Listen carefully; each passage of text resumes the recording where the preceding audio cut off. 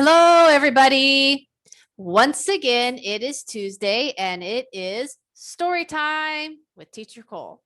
For those who don't know me, I am Teacher Cole and I'm the host for your story time today.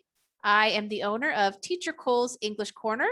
You're welcome to join my Facebook group, also named Teacher Cole's English Corner, where we talk about the trials, triumphs of teaching at home during this pandemic, of distance learning, and the things that we can do to help our students become interested and activated with online learning.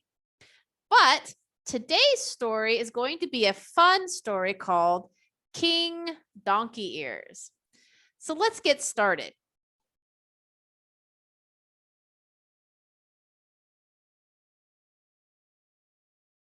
King Donkey Ears, retold by Lesley Sims, illustrated by Mike and Carl Gordon.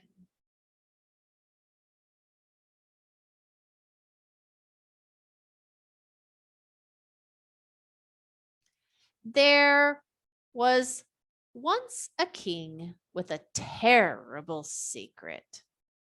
He was so ashamed of it, he couldn't even share it with his best friend, Sydney.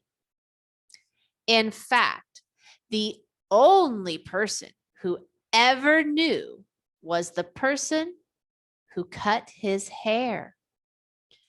For hidden under his crown, the king had donkey ears. Every month, the king had his hair cut. Each time, a new hairdresser was summoned to the palace and gasped as the king removed his crown. As soon as the haircut was finished, the king sent the unfortunate hairdresser to jail so his secret didn't get out. Shh. In July, it was Meg's turn. She was rather worried as she had several friends who had cut the king's hair and never been seen again. Meg was shocked when she saw the king's ears, but she didn't say so. Oh, what lovely hair your majesty has. Quickly, she took out her comb and scissors and got to work. Meg was an excellent hairdresser, but as soon as she had finished, the king called for a guard. Jail, said Meg. Didn't you like the haircut? Please don't send me to jail. My mother is sick. She needs me. The king thought of his own mother. She would be horrified if he sent this poor girl to jail, leaving her mother to fend for herself. He didn't even like putting people in jail, but he had to keep his secret.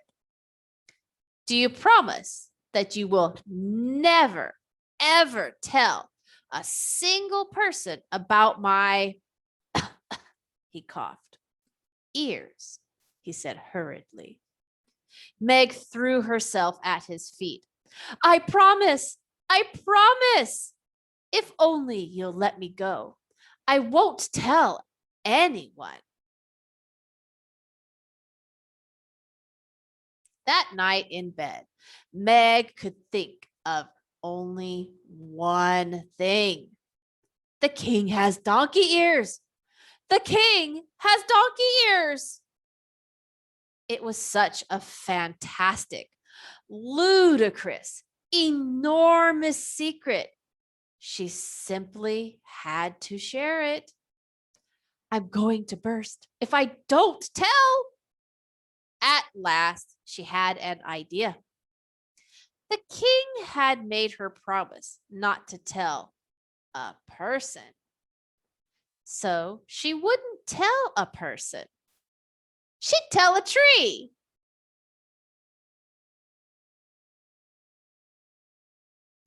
Unable to wait, she ran to the forest in her nightgown and whispered to the trunk of the first tree she reached. The king's got donkey ears. At once, Meg felt better. She had let the secret out, but no one would ever know. A few weeks later, a woodcutter came along. He chopped down several trees, including the tree Meg had whispered to.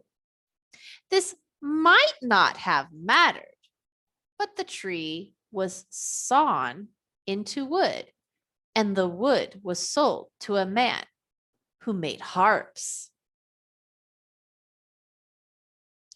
Soon after that, the king gave a concert. Everyone was eager to hear the star of the show, Helena, play her new harp.